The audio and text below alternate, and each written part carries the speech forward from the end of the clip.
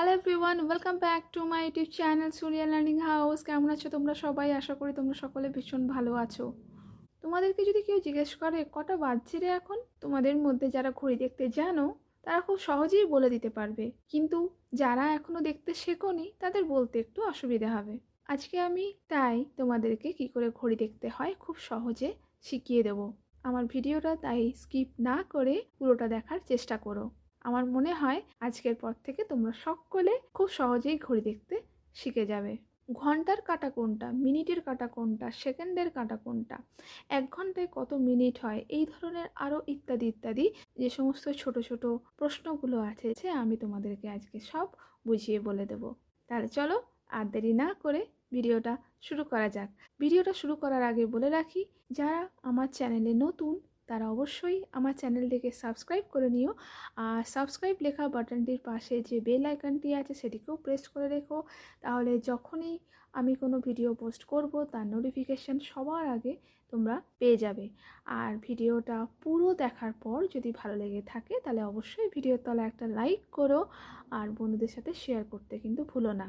এর আগে আমি তোমাদেরকে কাঠির সাহায্যে কোনো নম্বরকে কি করে লিখবে, বা কার্ডের সাহায্যে কোনো সংখ্যাকে কি করে প্রকাশ করবে, হাতে রেখে যোগ বিয়োগ কী করে করবে, প্রশ্নের অঙ্ক থাকলে সেগুলিকে লিখে লিখে কী করে করবে, দুটো সংখ্যাকে তুলনা কী করে করবে, গ্রেটার দ্যান, লেস দ্যান বা ইকুয়াল টু সাইন দিয়ে, গুণ্য, গুণক, গুণফল এগুলো কি, এদের মধ্যে সম্পর্ক কি, প্রথম পদ্ধতি বা দ্বিতীয় পদ্ধতির সাহায্যে কী করে গুণ করব, বারবার বিয়োগের মাধ্যমে কি করে ভাগফল নির্ণয় করব, কার্ডের সাহায্যে কি করে ভাগফল নির্ণয় করব, কাঠির সাহায্যে আমরা কি করে ভাগ করব, ভাজ্য, ভাজক, ভাগফল, ভাগশেষ কাকে বলে, এদের মধ্যে সম্পর্ক কি। হ্যাঁ, আমি তোমাদেরকে এগুলো সব কিছু খুব ভালো করে শিখিয়ে দিয়েছি।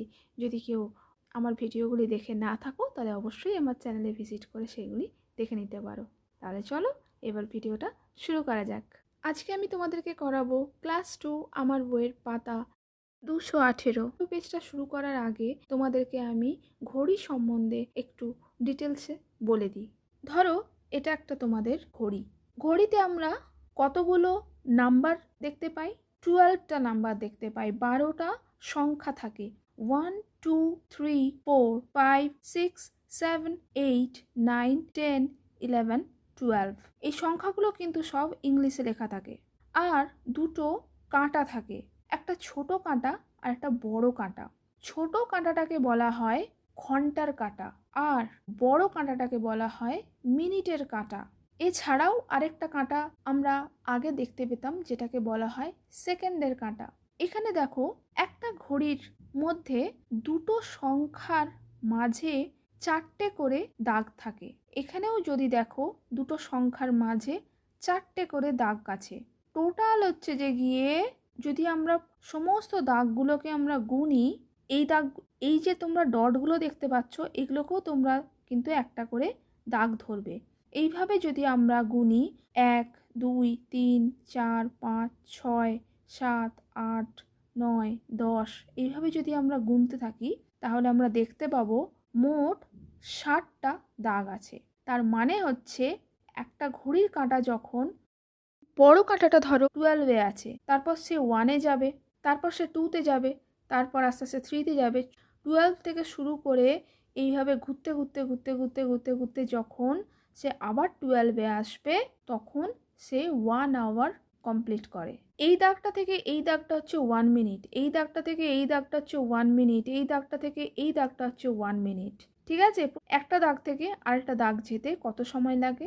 1 মিনিট। কিন্তু একটা নম্বর থেকে আরেকটা নম্বরে আসতে সময় লাগে 5 মিনিটস। ঠিক আছে, আর বড় কাঁটার 12 থেকে শুরু করে আবার এক রাউন্ড দিয়ে আবার 12-এ আসতে সময় লাগে 60 মিনিটস। ঠিক আছে, 60 মিনিট মানে হচ্ছে 1 ঘন্টা।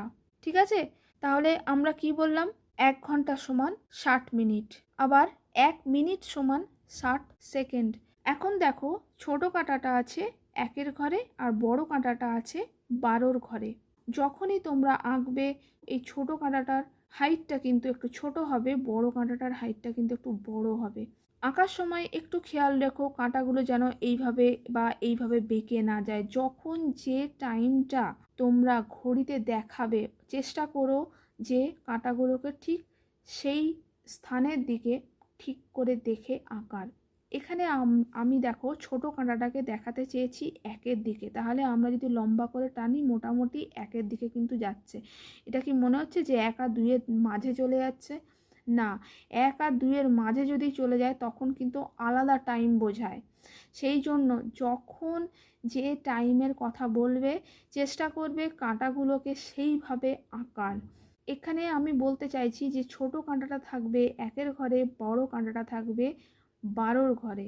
ঠিক সেইভাবেই কিন্তু আমি এঁকেছি। যখন ছোট কাঁটাটা 1-এর ঘরে থাকবে, বড় কাঁটাটা 12-র ঘরে থাকবে, তখন তাকে আমরা বলবো 1টা বাজছে। ছোট কাঁটাটা 2-এর ঘরে থাকবে, বড় কাঁটাটা 12-র ঘরে থাকবে, তখন তাকে আমরা কি বলবো? 2টো বাজছে।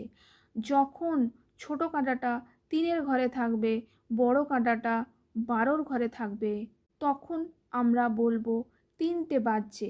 যখন ছোট কাঁটাটা 4-এর ঘরে থাকবে, বড় কাঁটাটা 12-র ঘরে থাকবে, তখন তাকে আমরা বলবো 4টে বাজছে। যদি তোমাদেরকে আমি জিজ্ঞেস করি যখন 8টা বাজবে তখন কোন কাঁটাটা কতর ঘরে থাকবে? হ্যাঁ, তোমরা নিশ্চয়ই বলতে পারছো। যখন 8টা বাজবে তখন ছোট কাঁটাটা থাকবে 8-এর ঘরে, বড় কাঁটাটা থাকবে 12-র ঘরে। 1টা, 2টো, 3টে, 4টে, 5টা, 6টা, 7টা, 8টা, 9টা, 10টা, 11টা, 12টা যটাই বাজুক না কেন বড় কাঁটাটা সবসময়তেই 12-র ঘরে থাকবে। আর যটা বাজবে ছোট কাঁটাটা ঠিক ততর ঘরে থাকবে। যদি বলে যে 9টা বাজছে তখন বড় কাঁটাটা কি বলেছি? সবসময়তে 12-র ঘরে থাকবে আর ছোট কাঁটাটা 9-এর ঘরে। যদি 10টা বাজে ছোট কাঁটাটা 10-এর ঘরে, বড় কাঁটাটা 12-র ঘরে।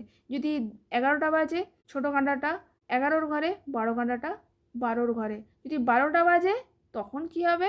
হ্যাঁ, তখন বড় কাঁটাটা তো 12-র ঘরে থাকবেই আর ছোট কাঁটাটাও 12-র ঘরে থাকবে। ঠিক আছে?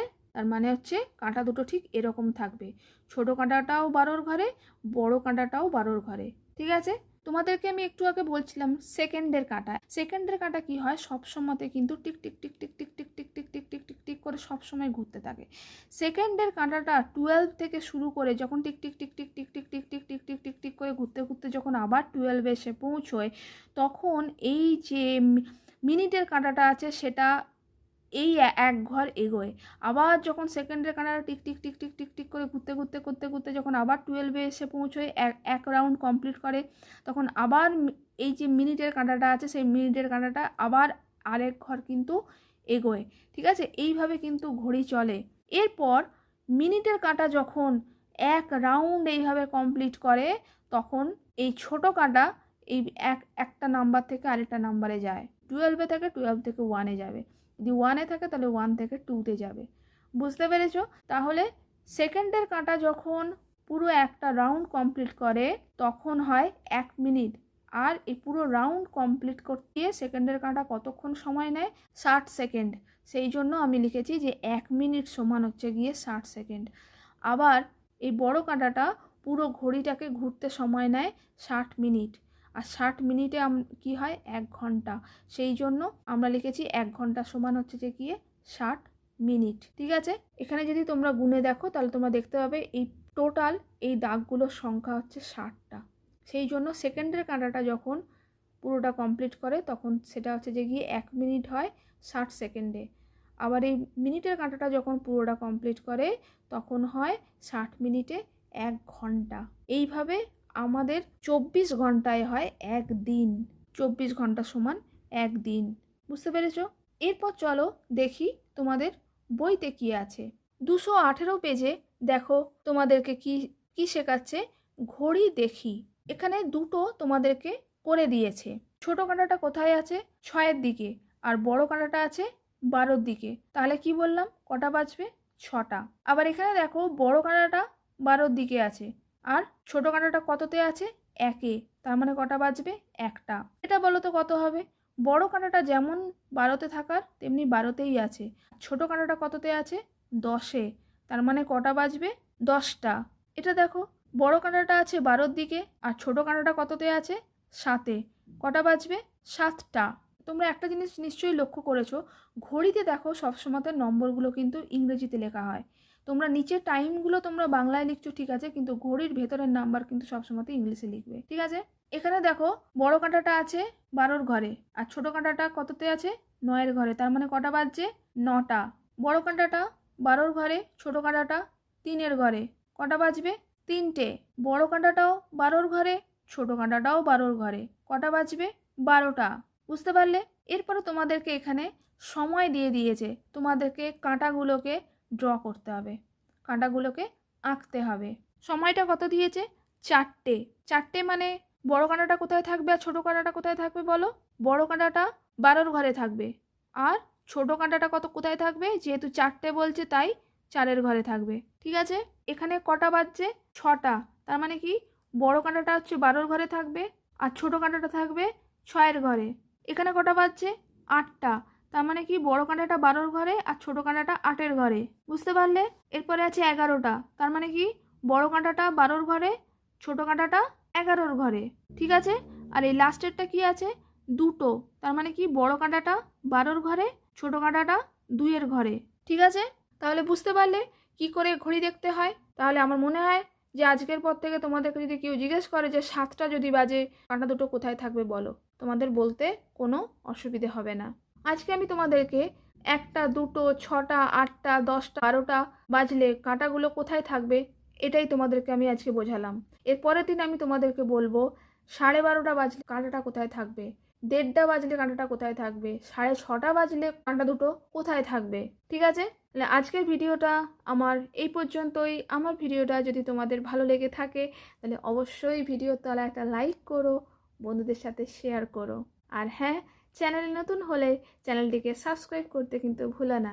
সাবস্ক্রাইব লেখা বাটনটির পাশে যে বেল আইকনটি আছে সেটি অবশ্যই প্রেস করে রেখো, তাহলে আমি যখন কোনো ভিডিও পোস্ট করব তার নোটিফিকেশন সবার আগে তোমরা পেয়ে যাবে। তাহলে আজকের মতো এ পর্যন্তই, দেখা হবে আবার নেক্সট ভিডিওতে। And thank you so much for watching this video.